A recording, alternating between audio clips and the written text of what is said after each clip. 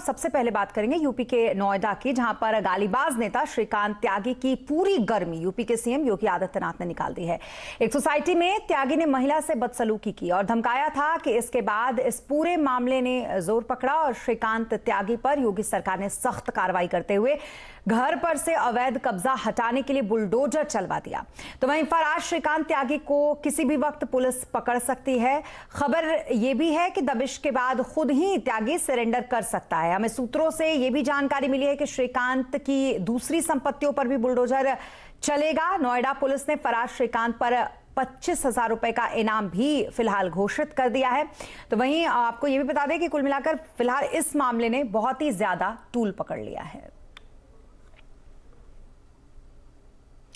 और अब बात पावर सेक्टर की करेंगे। पावर सेक्टर में बड़े सुधारों के लिए आज लोकसभा में 2 अहम बिल पेश किए गए। विपक्ष के विरोध के बाद इलेक्ट्रिसिटी अमेंडमेंट बिल को स्टैंडिंग कमेटी में भेज दिया गया, जबकि इलेक्ट्रिसिटी कंजर्वेशन बिल को पास कराने के लिए लोकसभा में चर्चा हो रही है।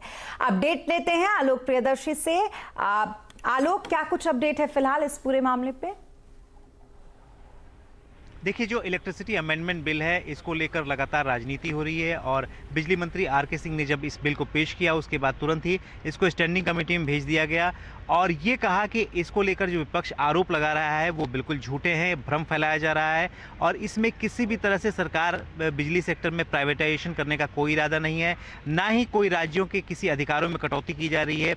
राज्य चाहे तो मुफ्त में या सब्सिडी पर जैसे चाहे वैसे लोगों को बिजली दे सकते हैं, लेकिन जो पेमेंट मैकेनिज्म है उसको मजबूत बनाने पर जोर दिया गया, यानी कि जो बिजली मुफ्त में या सब्सिडी में दी जाएगी उसके लिए बाकायदा डिस्कॉम को पेमेंट करना जरूरी है। अगर पेमेंट नहीं किया जाता है तो जो रेगुलेटर होगा वो उन पर पेनल्टी लगा सकता है। इसके अलावा क्रॉस सब्सिडी के जरिए जो बिजली कंपनियों को फायदा है उस पर रोक लगाने की इस बिल में प्रावधान है और साथ ही साथ ये भी कोशिश की गई है कि जो भी रेगुलेटर को ज़्यादा अधिकार दिए जाए ताकि किसी भी राज्य में वो फ्लोर प्राइस और सीलिंग प्राइस तय कर सके। तो कुल मिलाकर कोशिश सरकार की यही है कि बिजली सेक्टर में बड़े सुधार हों और लोगों को मल्टीपल ऑप्शन मिले कनेक्टिविटी के लिए, और जिस तरह से टेलीकॉम सेक्टर में कई सारे ऑपरेटर एक एरिया में काम कर सकते हैं उसी तरह से बिजली सेक्टर में भी कई सारे रेगुलेटर हो, कई सारे डिस्कॉम्स कंपनियां हों और साथ ही साथ राज्यों को इन तमाम जो नए प्लेयर्स आएंगे उनको फैसिलिटेट करना होगा। तो ये तमाम सुधारों को लेकर आज